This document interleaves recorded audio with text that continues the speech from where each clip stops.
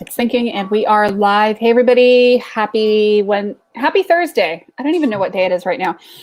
Welcome. So glad you're here. If you're on the live, give us a hashtag live. If you're on the replay, give us a hashtag replay. We're here to flow tonight.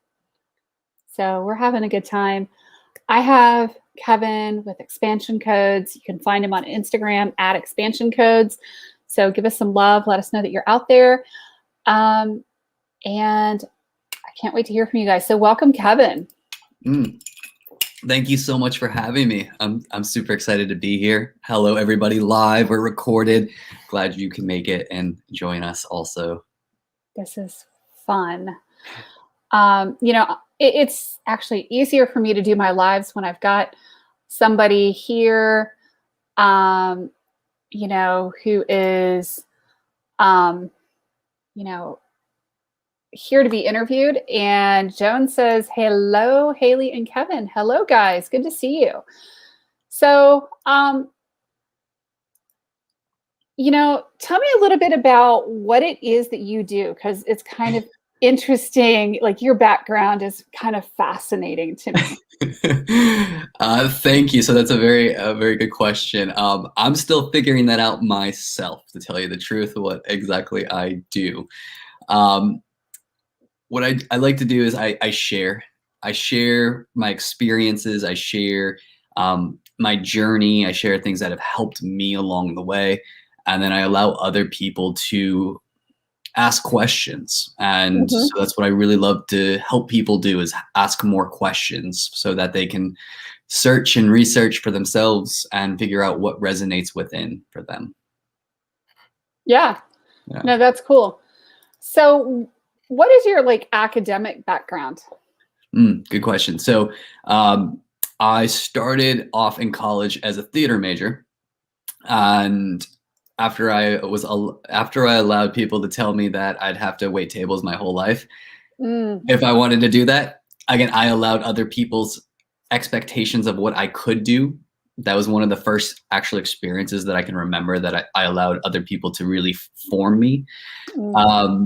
And then so I went to political science. I was like, well, I like acting, and I feel like politics is just acting anyway. So I did that. And after a few years working in community organizing, I did a lot of community development work. I decided to go to graduate school and get my master's in public health and urban planning, and how those two combined. So that's pretty much my academic background. And I worked almost 10 years in the government, public health sectors, community organizing, and also nonprofits that focused on housing and public access to quality healthcare. That's cool. Joan McGuire Pounds asks, what are expansion codes? That's a great question, Joan. Thank you. So these are thoughts, these are ideas that aren't mine. They're just things that flow through me.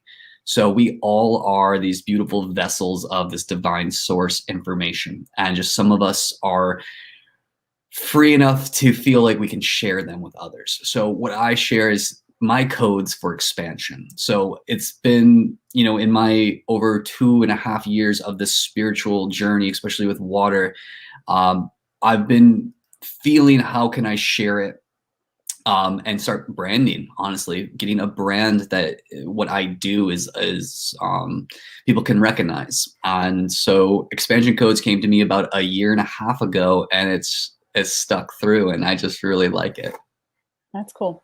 Yeah. And, we're probably doing the really woo thing with people tonight. And it's interesting to see how it's all manifested it, into life, making a living, business, all that kind of a thing.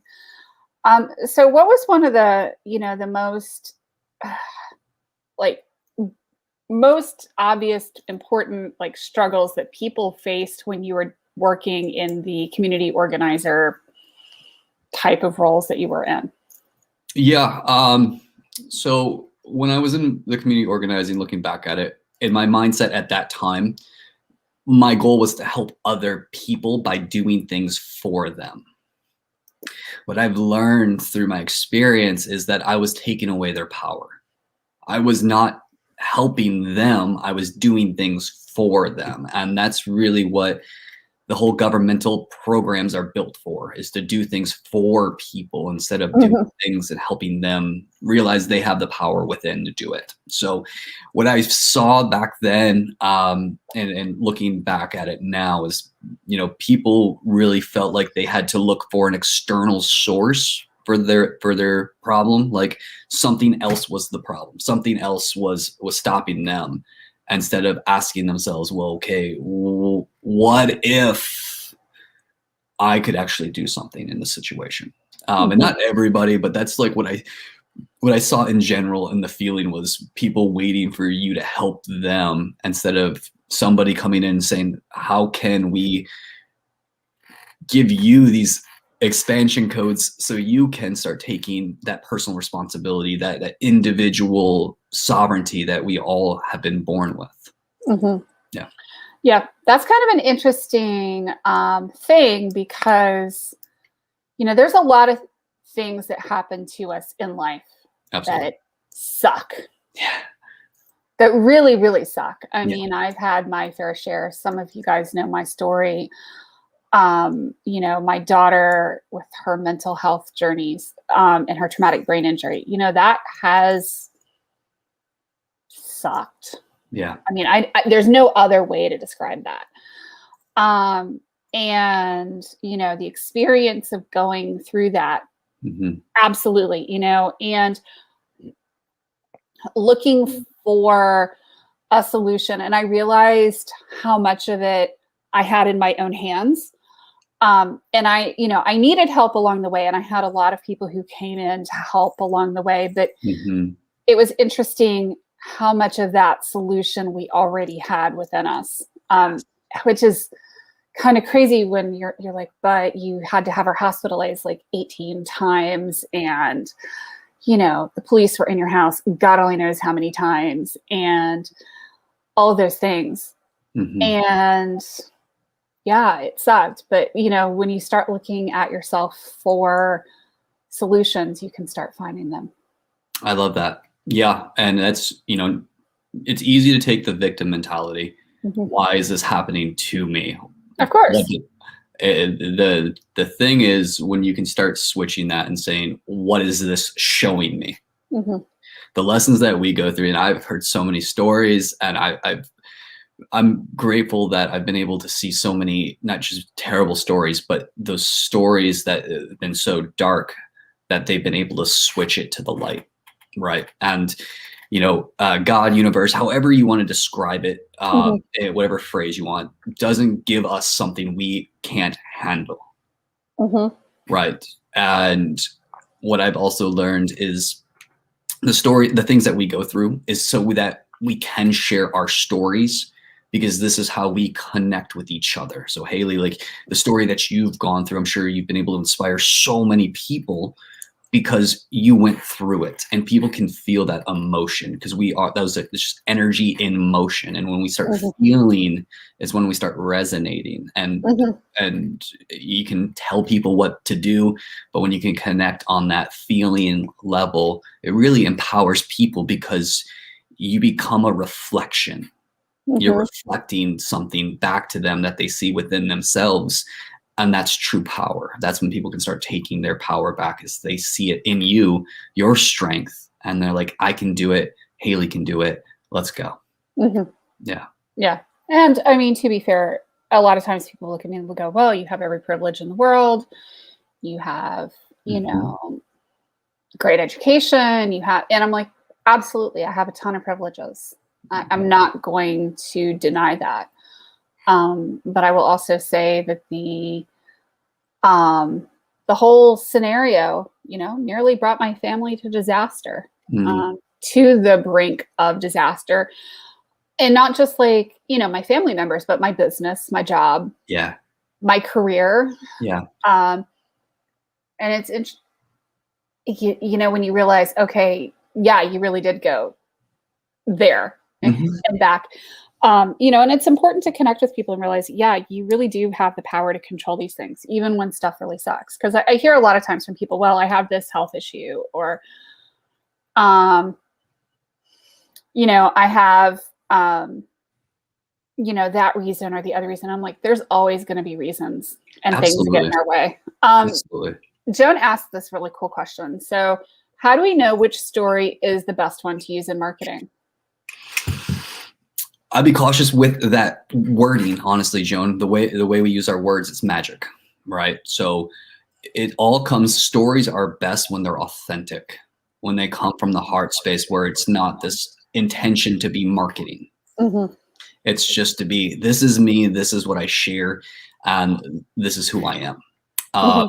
So if you're asking yourself, not so much how you're marketing to as many people as possible. It's more of who are you talking to at that moment. So, talking with Haley right now, I can hear some of the things she shared, and then I can relate, right? Again, it all comes down to relating on a certain level, get in that same frequency, and then share the story.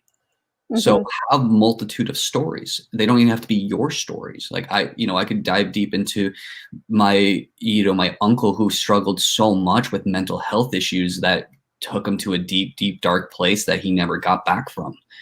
So it's just having that ability. So it's not so much marketing, it's more connecting from that heart-centered space. Mm-hmm. Yeah, I think that's one of the biggest challenges with marketing in general is connecting. Yeah. Especially when you're further along in your business, because people see you as being so far along as to be uncatch-upable with, kind of a thing. Yeah.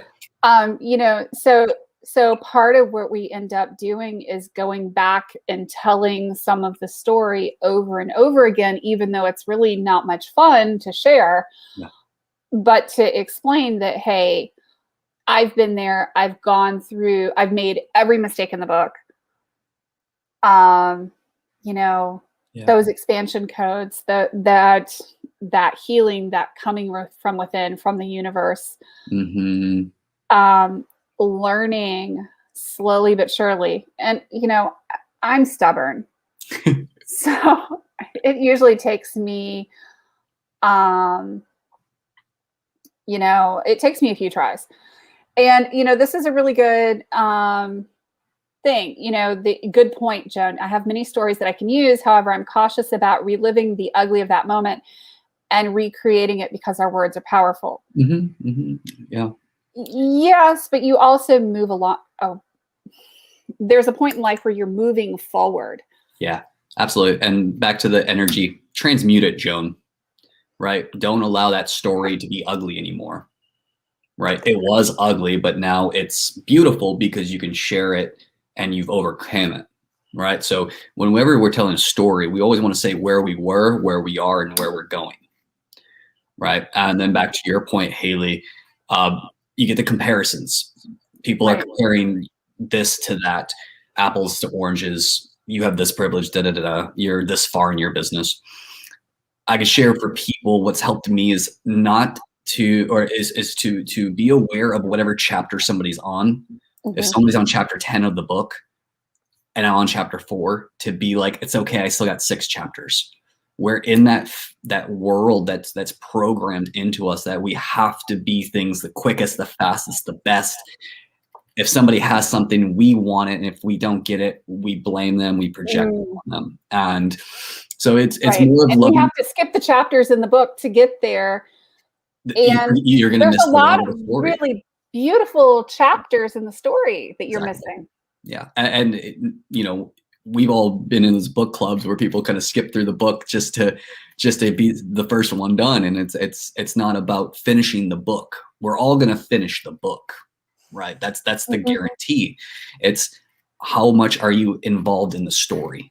Are you the main character, or are you just blowing through it just to finish it? Yeah, that's a good one. Yeah. And I mean, the interesting thing about the story is that it's a process. Absolutely. And life is a process and it's a journey. And one of the things that I used to tell myself when I was younger is when I achieve this milestone, I'll have it made. So when I make 150,000 a year, I will be blah, blah, blah. Right. Or when I do this, it was almost like, you know, achieving that goal was somehow the angels would start singing. Oh, and, you know, my whole life would be perfect. And, you know, it's kind of interesting because it's been anything but. Absolutely. Yeah, you're chasing that external carrot, so to speak. And, you know, Eckhart Tolle in The Power of Now is one of my favorite reads, whereas whenever we leave that present moment and we picture ourselves somewhere else, when I have the $150,000, when I have that spouse, when I have this, I will be happy. When the actual happiness comes when you decide right now, I am happy. Then, oh, I'm happy. So if I'm happy, my energy goes out. People are more attracted to me. They want to hear what I'm saying. And all of a sudden my bank account has $150,000. Yeah, isn't that funny how that happens? It does. And there's a lot of energy in happy. There's actually a lot of studies that, you know, we used to think that, and there's a book I'm reading, I have to go look at it. I don't remember. It's something about the art of happiness. And what's interesting is that people that are happy make more money. They do better in their careers, and there's just a huge positive correlation between happiness and results. Yeah. And it used to be they're not attached to the results. They're detached. Yeah. And if you can be detached from the results and be happy with where you are, you attract it automatically. And then it comes to you. It comes to you. Fascinating to me because you pull it in and it all comes, and the energy is incredible, right? And the cool thing is that the happier you are, the more it comes in and the more it all flows, and the better we do, which is kind of funny for me, because I had to learn to be happy in the middle of, you know, Armageddon in my household. Yeah, and you know, the Armageddon, it's the internal, right? It's the internal battle that we have to have. So your household's really, it begins within, right? So if you were able to have that happiness, that allowed that household not to get blown up completely, but still to have stability, right? So you had a great foundation there, even if the walls were shaking at times with that. And well, I had to totally shift. I mean, I was definitely not happy. Yeah. And I had to decide, make a conscious effort, shift the energy, like literally, you know, I jokingly say, you know, I learned to not give a flip about what anybody else wanted and really focus on my own happiness. And it was really funny how everything else followed. And when I start caring too much what other people think, I end up in the doldrums and my business suffers, and everybody else in that, you know, when mom ain't happy, nobody happy. You know, same with my husband, and he's not happy, nobody's happy either. But, you know, but when I get back out of that and I start to decide, okay, stop, hold, time out. Yeah.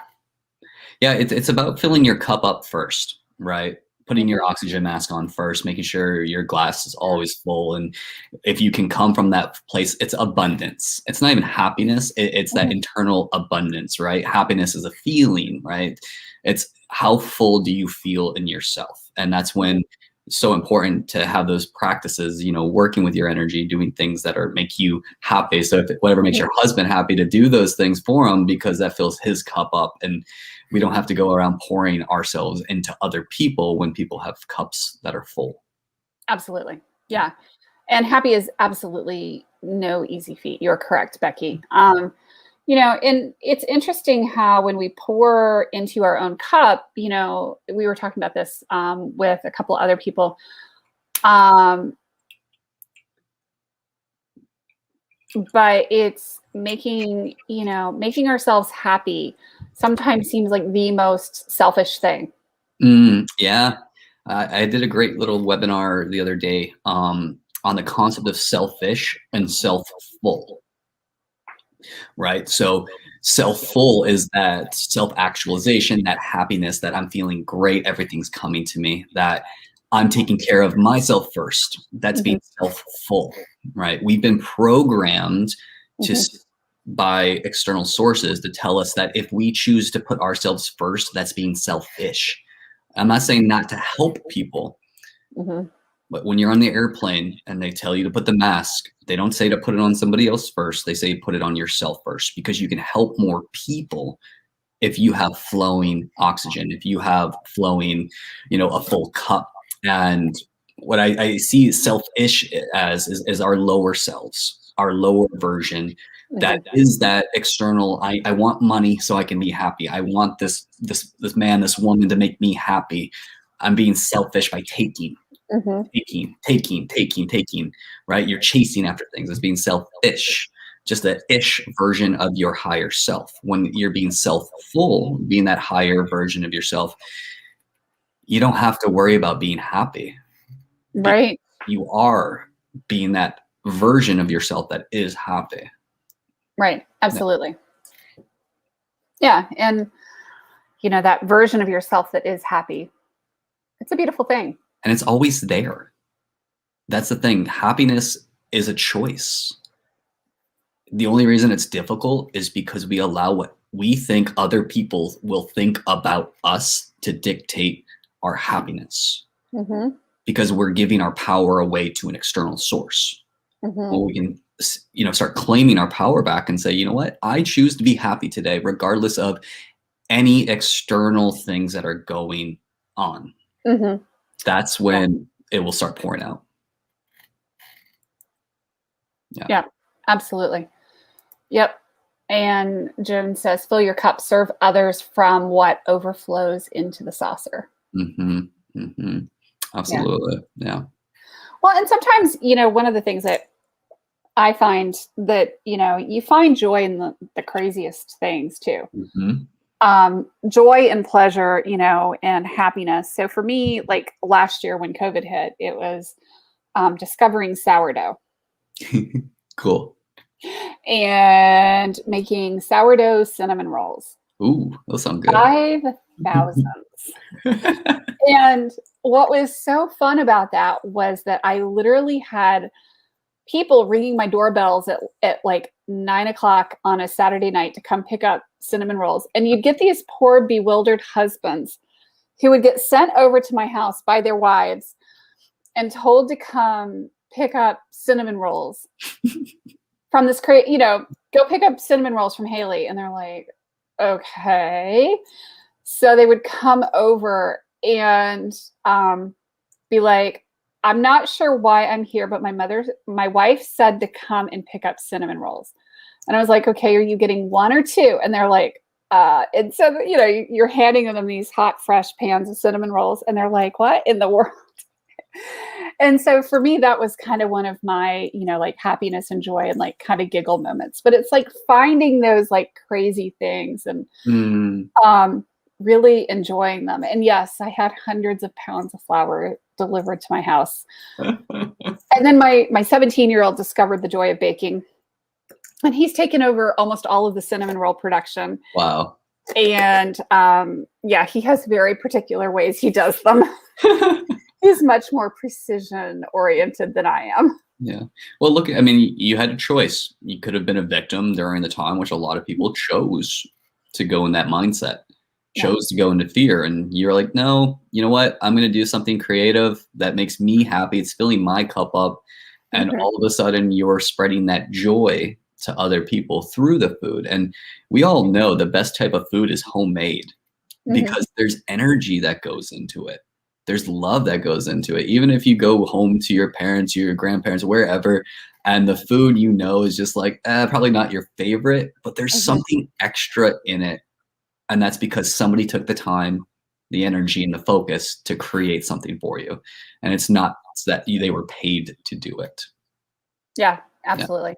Yeah, but it's finding the joy in the little things too. Yeah. Well, it's Einstein, I'm going to paraphrase him. He said, there's two ways of looking at the universe. Is that there's nothing that's a miracle or that everything is a miracle. Mm-hmm. And there's no in between. There's no Mm-hmm. like, oh, some things are a miracle and some things are not. That was a big shift for me, Haley. It's like I used to be a very pessimistic person. Yeah. I was in politics. I was always like, I'll believe it when I see it. And then all of a sudden when I switched it to, oh my gosh, I believe it. I mean, I see it because I believe it. Mm-hmm. And everything is a miracle. And then you start taking those small things and then you realize they're actually giant things and they're all connected. And it's a really beautiful expansion that you can, go through in life. Yeah. And, and just to take that into the entrepreneurial world, Mm-hmm. When you're working in a 9-to-5 job, you have this amount of money and you know exactly what you're going to get Mm-hmm. for your income. So Mm-hmm. I've had conversations with family and friends who are in a job and they're convinced that this is how much money there is. And if I leave my job, there will be none because there's no other opportunities. Absolutely. And to me, what's really interesting when you start having that, everything is a miracle, everything is a possibility type of mindset, I'm not saying it's going to be trivially easy to walk out and go make an extra $20,000 for every single person out there. But there's always that possibility of going out and making that extra money.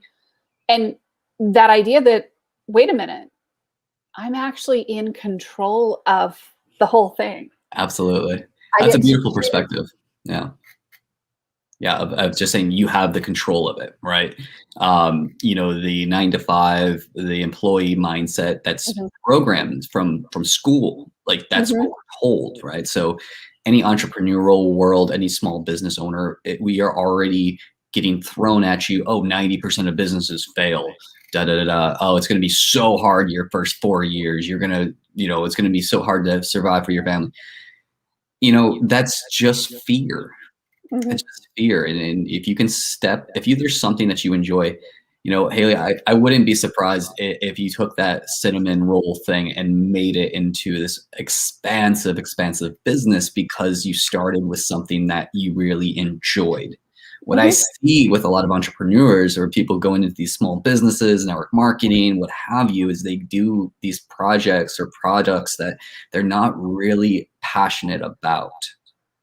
They're just doing it for the money. They're the fulfillment by Amazon, this or that. They're like, well, I want to make money, but I also want to be in my sweatpants all day.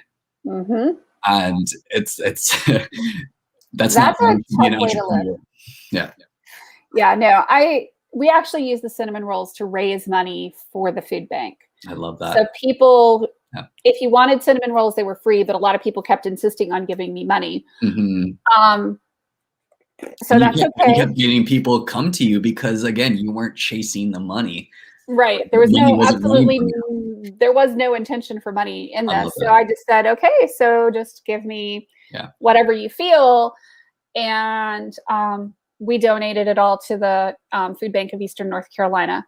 That's great. And they've had, massive need for donations and stuff. So it's been a really kind of cool, fun, exciting way to do it. And it's been really a great learning experience and a tremendous community service project for my oldest son, who's gotten to raise several $1,000s selling cinnamon rolls. Wow. And he's like, oh, and I can do this in college too. And I can make money in college. And I'm like, yep, you could. And that's the seed. That's the seed that you plant, right? To allow somebody to see for themselves that they have the power to make decisions for themselves. He can choose to go to college. He can choose to do cinnamon rolls and really expand on that. But he has the choice. Most people feel stuck in their 9-to-5 because they have been paid this linear wage that I go in 40 hours, you give me paycheck. Right. And so, I was one of them, being stuck in that. Oh, I made $85,000 a year. I made $105,000 a year. So I'm expecting that right out of the gate. Right. What I forget though, also, Haley, is just like, I forget that I'm getting 35% of my money given in taxes. And as an entrepreneur and a small business owner, you actually will be able to reinvest a lot of that money that's being lost in taxes to expand these beautiful projects that you can do, to donate more money to the food bank, to do all these great things in your community. Yeah, absolutely. It's kind of the multiplicative experience of doing this whole like crazy business thing, getting to choose to be happy and getting to choose to do things that wouldn't otherwise be available. And for me, I mean, it came out of a position where I sold my home care agency because my daughter had a traumatic brain injury, and I couldn't do it anymore with the scenario that we were dealing with because she needed to be supervised and kept safe. And my husband was like, why aren't you going and getting a regular job?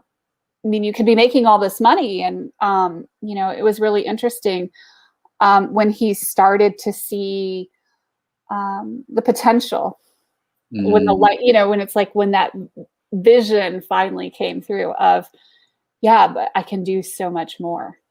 I love that. And that's it right there, Haley, is just, I have so much more to give.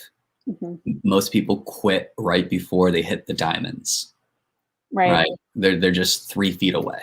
And if they would just keep going, and the reason why people fail is because they quit. Yeah. Plain and simple. Yeah, they do. It. Yeah. Yeah. Well, some people run out of money. So, but there are ways around that. I've run out of money a couple of times in my entrepreneurial world, but there are ways. Yes. I mean, like, you get in the car, you drive for Lyft for a week to pay your bills. You walk. I walked in the beginning of my first week or my first year as an entrepreneur. I walked dogs. I drove for Lyft. I did my business.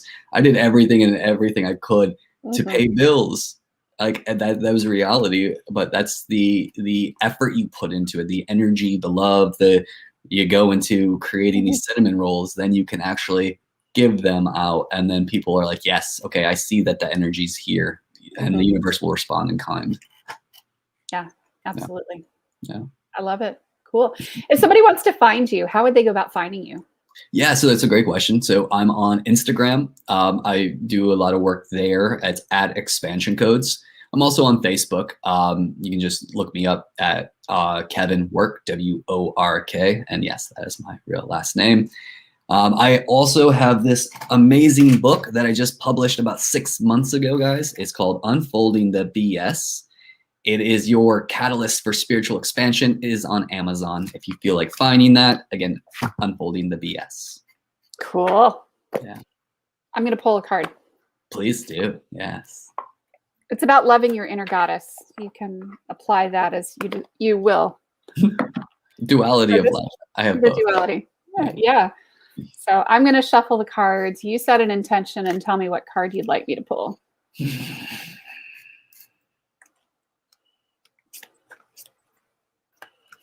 And guys, I really am shuffling the cards. It's just really hard to show you that I'm shuffling cards. That's great. Okay. Intention set. Intention set. Which card?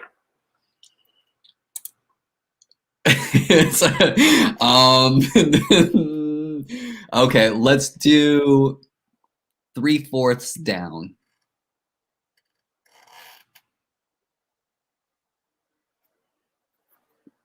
That it? That's that perfect measurement you got there. Must be used to measuring things. Absolutely, right? Let's see what you got.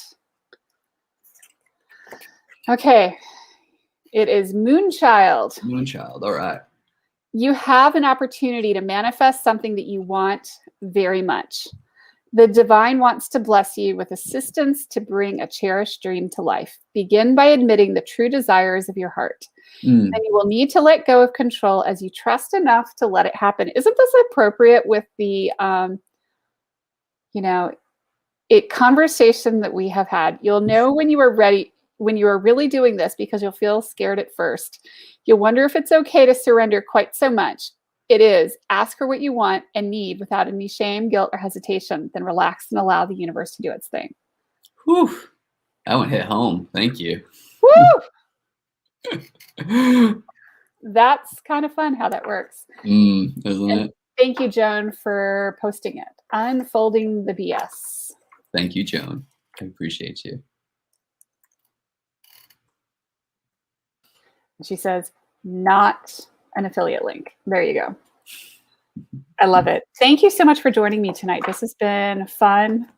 Peace, blessings, and thank you so much, Kevin. This is a joy. I've enjoyed it, and thank you for a fun Thursday night. And I'm going to get that mosquito before it gets me. And we will, we'll be back here again soon. Thanks, guys. Take care. Thank y'all so much.